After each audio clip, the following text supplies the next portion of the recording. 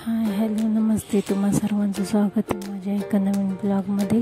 तर आज मी कामावरून आले आणि भाजीचाच विचार करत होते. तर मी मोबाईल आणून ठेवलेले होते आधीच, पण मला सापडत नव्हते. खूप वेळ शोधले, ते डब्यात होते. मग सापडले. म्हटलं आज बोंबलाची चटणी करू सुकी. तर आज मी घेतली बोंबलाची चटणी करायला. 4-5 कांदे कापून घेतले. सुकीच करायची होती म्हणून कढई गरम करायला ठेवली. अगोदर काय तेल नाही टाकलं, नंतर तेल टाकलं, नंतर अर्धा टोमॅटो टाकला. कांदा नरम झाल्याच्या नंतर आणि नंतर तेल टाकायचं. अगोदर तेल नाही टाकायचं, अगोदर तेल टाकलं आणि कांदा लाल व्हायला टाईम लागतो.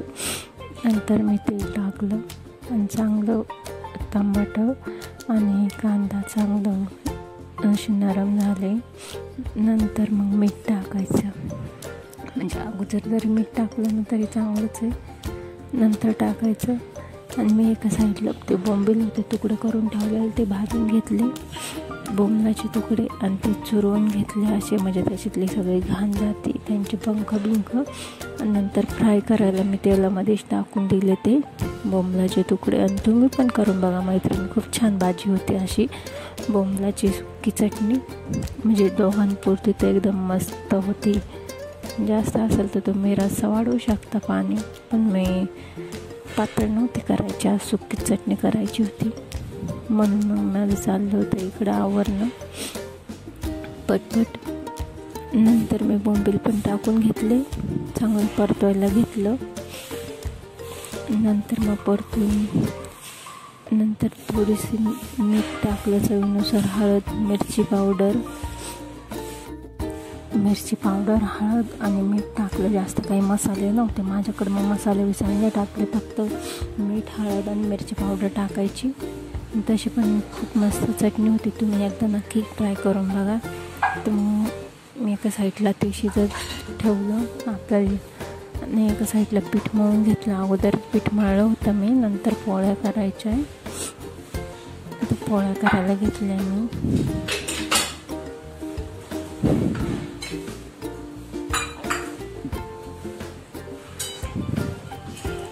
पहिले भाजी टाकून घेतली आणि पोळ्या केल्यानं सोपं पडतं आहे. एक साईडला भाजी पण शिजते आपली, पोळ्या पण होतात. सारखं भाजीकडे बघायला यायला लागत नाही.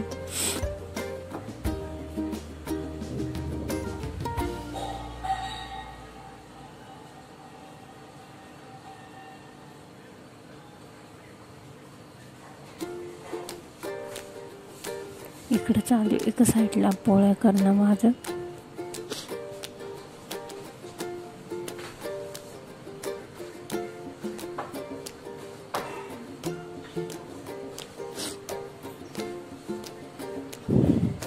आणि कामावर येऊन करायचं म्हणून कंटाळा पण खूप येतो, पण मग करावं तर लागतंच ना.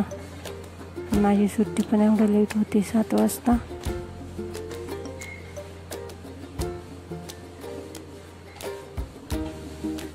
तुम्ही जॉब करत असाल तर तुम्ही घर आणि जॉब कसं मॅनेज करता ते मला कमेंटमध्ये नक्की सांगा.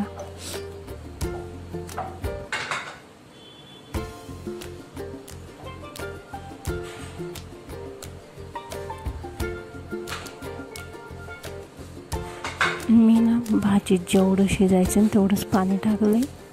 तुम्हाला जास्त रसाची भाजी करायची असेल तर तुम्ही जास्त पाणी पण टाकू शकता, पण मला रसाची भाजी नव्हती करायची, सुकी चटणी करायची होती. मग त्याच्यामुळे मी फक्त शिजण्यासाठी थोडंसं पाणी टाकलं होतं. असं पण पूर्ण पाणी आटू देणार होते. बघा तुम्ही, भाजी एकदम मस्त सुकी झाली. तेल सुटेपर्यंत मी गॅस काय बंद नाही केला. तेल सुटल्यानंतर आणि आमचं जेवण झालं आहे. बघ, पौर्णिमा होती, चंद्रभागा किती छान होतं. भेटूया नेक्स्ट व्हिडिओमध्ये. बाय.